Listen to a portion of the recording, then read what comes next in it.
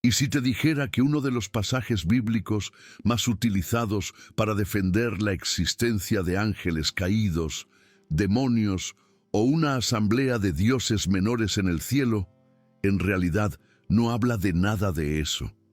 Imagina la escena que muchos pintan: Dios en su majestad, sentado en un trono celestial, presidiendo un consejo de seres espirituales poderosos. Esta imagen, extraída directamente del Salmo 82, ha alimentado durante siglos la imaginación popular e incluso algunas doctrinas.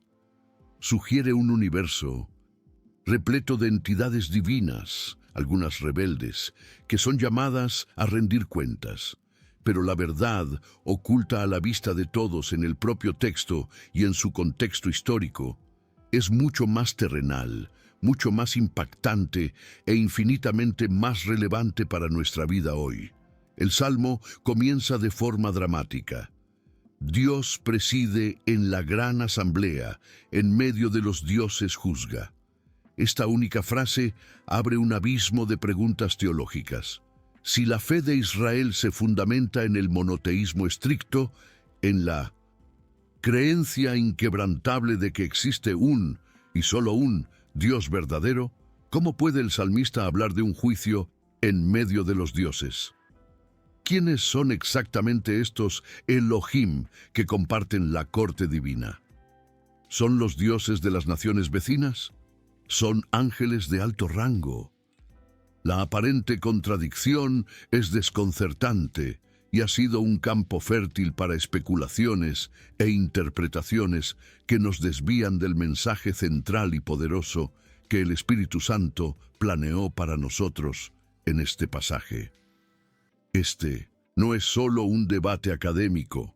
La identidad de estos dioses redefine por completo el mensaje del Salmo, transformándolo de un vistazo a batallas cósmicas en una acusación directa y ardiente contra un tipo de mal que azota a la humanidad desde sus inicios.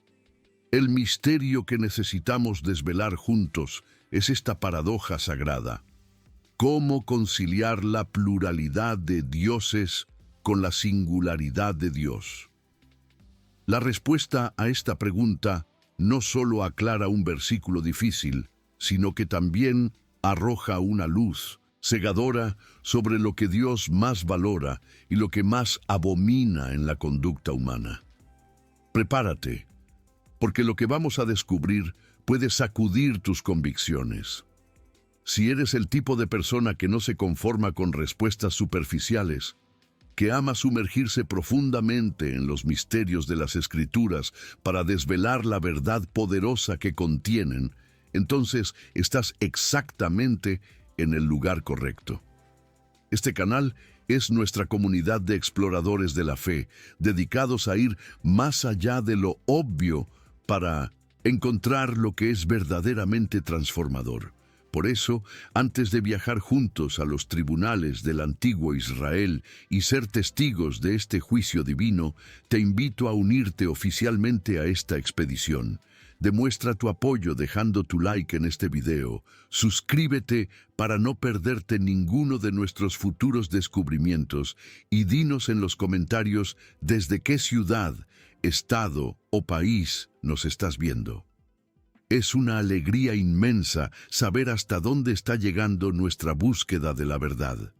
Para entender la fuerza del Salmo 82, necesitamos cerrar nuestros ojos por un instante y transportarnos al antiguo Israel. Deja atrás el hormigón y el asfalto y siente el polvo caliente bajo tus pies. El centro de la vida social y jurídica no era un palacio de mármol, sino las puertas de la ciudad.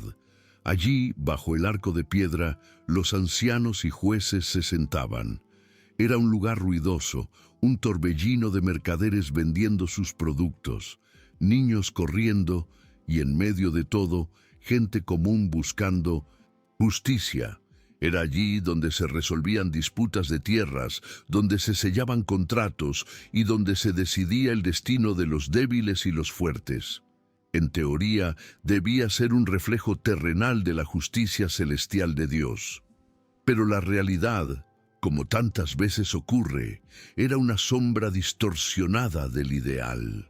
Las puertas de la ciudad, que deberían ser un refugio para los oprimidos, se habían convertido en un mercado de sentencias. El tintineo de las monedas de un rico terrateniente podía ahogar el glamour de una viuda desamparada.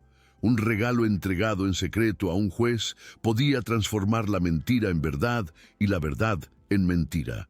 Los huérfanos y los necesitados, mencionados con tanto peso en el Salmo, no eran figuras abstractas, eran personas reales, con rostros marcados por la angustia, que veían la balanza de la justicia inclinarse sin piedad hacia el lado del poder y la influencia, dejándolos sin esperanza y sin amparo. En medio de esta decadencia moral, Dios no permaneció en silencio. Levantó voces proféticas, hombres como Amós e Isaías, cuyas palabras eran como fuego y martillo. No hablaban de misterios celestiales, sino de injusticia terrenal.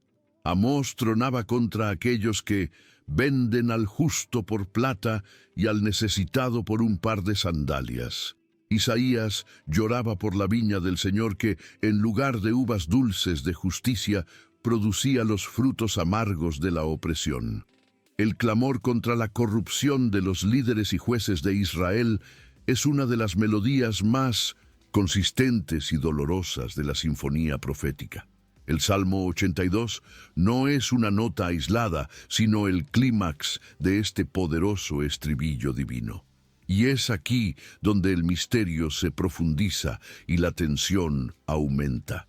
Si el problema era tan claramente la corrupción humana en los tribunales de las ciudades, ¿por qué el salmista Asaf, inspirado por Dios, eligió un lenguaje tan cósmico y celestial para describirlo? ¿Por qué llamar a estos jueces corruptos dioses, Elohim? ¿Por qué referirse a ellos como hijos del Altísimo? Esta elección de palabras parece crear una distancia innecesaria del problema real, elevando un asunto de soborno y negligencia judicial a una especie de drama mitológico. Esa aparente desconexión es la clave. Dios está usando este lenguaje impactante para enseñarnos algo profundo sobre la naturaleza de la autoridad y la seriedad de su llamado. La escena está montada. Por un lado, tenemos un sistema de justicia fallido, donde los más vulnerables son aplastados. Por el otro, tenemos un Dios que escucha el clamor de los suyos y se levanta para juzgar. Y en el centro del escenario están estas figuras enigmáticas, los dioses que están a punto de enfrentar la ira del juez supremo. El dolor del pueblo es palpable. La corrupción es sistémica y la inminencia del juicio divino crea una atmósfera de expectativa insoportable.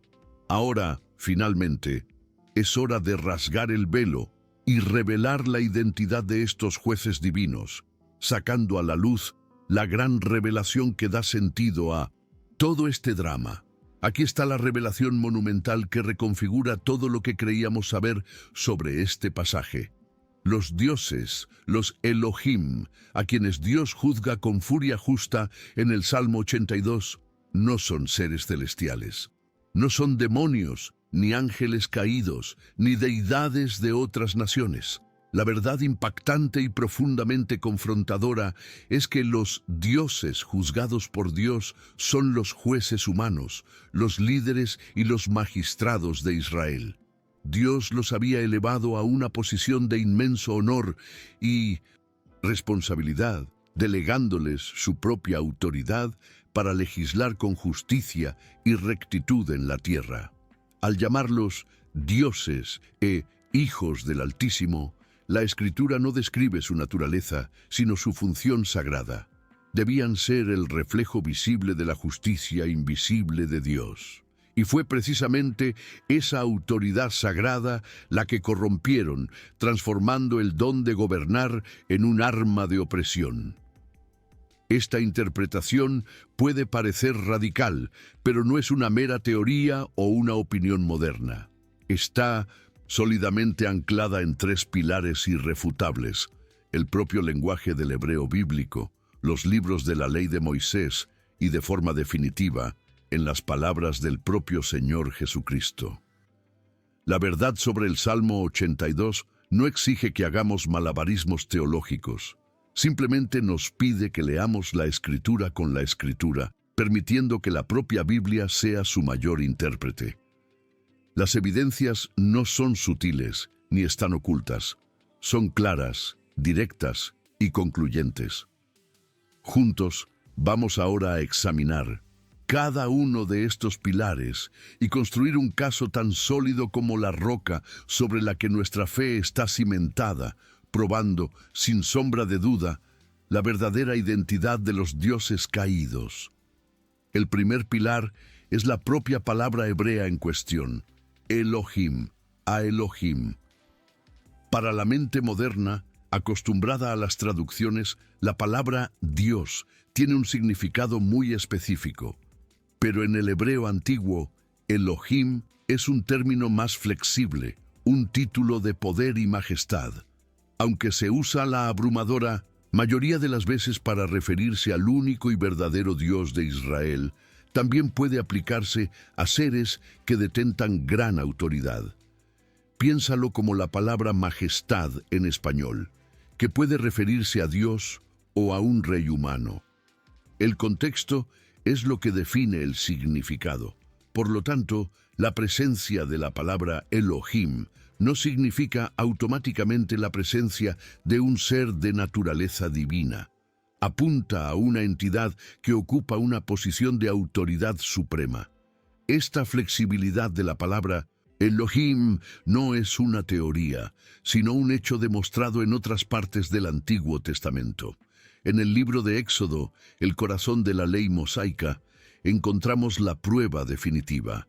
En Éxodo 22, versículos 8 y 9, al legislar sobre disputas de propiedad, el texto dice que ambas partes llevarán su caso ante los Elohim, y aquel a quien los Elohim declaren culpable pagará el doble. Aquí, Elohim se traduce inequívocamente como jueces en la mayoría de las Biblias, pues el contexto de un tribunal humano es claro. Lo mismo ocurre en Éxodo 21:6, sobre un siervo que desea permanecer con su amo. Es llevado ante los Elohim, jueces, a la puerta. La propia Torá establece el precedente.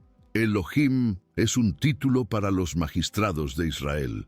Si la evidencia de la ley no fuera suficiente, tenemos el testimonio supremo, la validación que cierra cualquier debate.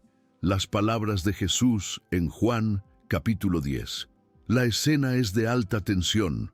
Los líderes religiosos acusan a Jesús de blasfemia, listos para apedrearlo, porque él declaró: «Yo y el Padre uno somos». La defensa de Jesús es una clase magistral de interpretación bíblica. No niega su divinidad. La defiende usando precisamente el Salmo 82.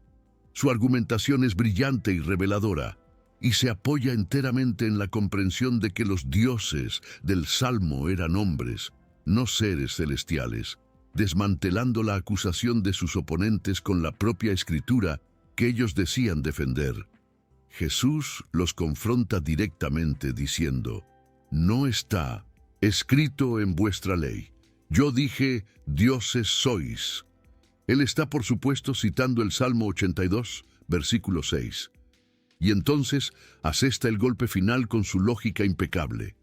Si llamó dioses a aquellos a quienes vino la palabra de Dios, y la Escritura no puede ser quebrantada, al que el Padre santificó y envió al mundo, vosotros decís: «Tú blasfemas, porque dije, Hijo de Dios soy».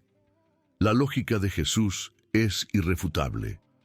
Argumenta que, si hombres que meramente recibieron la palabra de Dios fueron llamados dioses por la propia Escritura, cuánto más aquel que es la palabra de Dios encarnada tiene el derecho de llamarse Hijo de Dios. Con esta nueva lente, el contexto histórico que exploramos anteriormente gana una claridad cristalina. La denuncia del Salmo contra aquellos que juzgan injustamente y muestran parcialidad a los impíos ahora encaja perfectamente en la realidad social del antiguo Israel. Ya no es una alegoría cósmica, sino un proceso judicial divino contra la corrupción en 1900, las puertas de la ciudad. Las palabras del salmista no son un eco de una batalla celestial, sino un grito de protesta divinamente inspirado contra el fracaso de los líderes en proteger a los pobres, los huérfanos y las viudas. El Salmo se convierte en un manifiesto poderoso sobre justicia social, un recordatorio de que a Dios le importa profundamente lo que sucede en los tribunales terrenales. Por lo tanto, las evidencias convergen en una única y poderosa conclusión. El lenguaje del hebreo lo permite. La ley de Moisés lo confirma, y el propio Señor Jesucristo lo afirma y sella esta interpretación.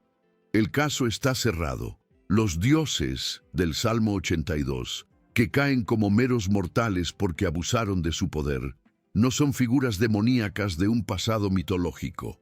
Son hombres, son líderes, son jueces de carne y hueso que recibieron un encargo divino y fallaron de manera catastrófica.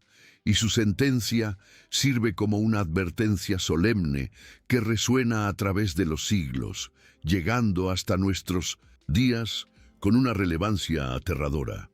Entonces, ¿qué significa esta revelación para nosotros, aquí y ahora? La gran lección teológica del Salmo 82 es que la justicia de Dios no es un concepto etéreo o una preocupación exclusiva para el juicio final. Por el contrario, está profundamente arraigada en la forma en que la sociedad está estructurada y cómo se trata a los más vulnerables en el día a día. Este salmo nos muestra un Dios que se preocupa apasionadamente por la justicia social, por la integridad de los líderes y por la protección de los huérfanos, las viudas y los pobres. La teología deja de ser un asunto puramente celestial y desciende a las calles, a los tribunales, a las oficinas y a nuestros hogares. La forma en que se ejerce el poder en la tierra es un asunto de primera importancia en el cielo. La segunda verdad transformadora es sobre la seriedad de la autoridad delegada. Los jueces de Israel fueron llamados dioses porque actuaban en nombre de Dios, como sus representantes. Esto nos enseña que toda autoridad, no importa cuán pequeña o grande, se deriva en última instancia de Dios y debe ser usada para reflejar su carácter justo y misericordioso. El pecado de estos jueces no fue solo la corrupción, fue la traición de una confianza sagrada. Tomaron el manto de la autoridad divina y lo usaron para cubrir sus propios intereses egoístas. El Salmo es un recordatorio solemne de que Dios nos juzgará no solo por lo que hicimos, sino por cómo administramos el poder y la influencia que Él puso en nuestras manos. Esto nos obliga a expandir nuestra definición de vida espiritual. Frecuentemente limitamos nuestra espiritualidad a actos de devoción personal, como la oración, la lectura de la Biblia y la asistencia a la iglesia. Aunque estas prácticas son vitales, el Salmo 82 nos enseña que la verdadera prueba de nuestra fe se manifiesta en la esfera pública y relacional. La manera en que tratamos a un empleado, cómo criamos a nuestros hijos, cómo conducimos nuestros negocios o cómo hablamos con un dependiente de tienda es un acto de adoración o de profanación. La justicia, la equidad y la compasión no son opcionales para el creyente. Son el corazón palpitante de nuestra fe, el reflejo más verdadero de nuestro amor y temor a Dios. Ante todo esto, la historia antigua se convierte en un espejo para nuestra alma. Tal vez no te consideres un juez, un rey o una persona de gran poder. Tal vez te veas como alguien común, navegando por las complejidades de la vida. Sin embargo, la verdad es que Dios, en su soberanía, nos ha concedido a cada uno de nosotros esferas de autoridad e influencia. La pregunta que el Salmo 82 nos obliga a hacer no es para los gobernantes lejanos en sus palacios, sino para ti y para mí en nuestras vidas cotidianas. ¿En qué áreas de tu vida te ha entregado Dios un cetro, por pequeño que sea? ¿Dónde está tu puerta de la ciudad, el lugar donde tus decisiones y palabras tienen el poder de traer justicia o de causar dolor? Piensa en tu familia. Como padre o madre, ejerces una autoridad inmensa sobre el corazón y la mente de tus hijos. Los gobiernas con justicia, paciencia y gracia, o con parcialidad e ira. Piensa en tu entorno laboral. Como jefe, gerente o incluso como un colega experimentado, ¿usas tu influencia para empoderar y animar a los otros? ¿O para asegurar tu propia posición, quizás incluso a costa de alguien más débil? Piensa en tu comunidad, en tu iglesia, en tus redes sociales. Cada palabra que escribes, cada consejo que das, cada omisión ante la injusticia es un ejercicio de poder. En esos pequeños reinos, tú y yo somos los Elohim. Y aquí está la pregunta final, la que debemos responder en la quietud de nuestro corazón ante el verdadero juez. ¿El poder que ejerces, por sutil que sea, está alineado con el corazón de Dios? ¿Has sido una voz para los que no tienen voz, un defensor para los ignorados, un puerto seguro para los afligidos a tu alrededor? ¿O acaso, sin darte en cuenta, has usado tu influencia para favorecer a tus amigos, para silenciar opiniones divergentes o para garantizar tu propia comodidad, incluso si eso significa descuidar al necesitado que está a tu lado? ¿Es tu vida hoy un reflejo de la justicia de Dios o un eco del fracaso de los jueces de Israel? El viaje a través del Salmo 82 nos ha llevado de un supuesto conflicto cósmico a una confrontación profundamente personal. Hemos desenmascarado el mito de que se trataba de demonios o ángeles para descubrir una verdad mucho más relevante, que Dios establece autoridades humanas para que sean sus manos de justicia en el mundo. Hemos visto que la Biblia es consistente en su mensaje de que el verdadero carácter de una nación y de un individuo se revela en la forma en que se trata a los más débiles. La gran lección no es sobre la jerarquía del mundo espiritual, sino sobre la responsabilidad ineludible que acompaña a todo grado de poder. La justicia hacia el prójimo no es un tema secundario, es el tema central del corazón de Dios. Ahora, quiero lanzarte una invitación para sellar este entendimiento y unirte a una comunidad que busca vivir esta verdad. Queremos saber tu opinión y tu compromiso. Comenta abajo la palabra justicia si estás de acuerdo y crees que la forma en que tratamos a los más débiles y vulnerables es la prueba más real y tangible de nuestra fe.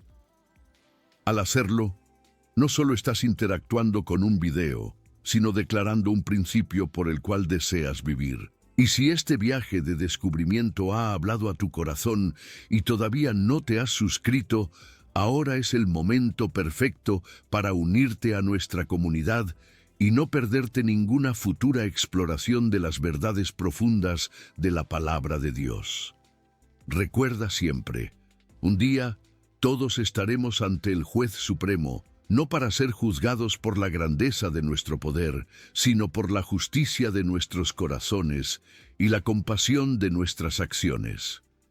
La pregunta que resonará en la eternidad no será ¿cuánta autoridad acumulaste?, sino ¿cómo usaste la autoridad que te fue confiada?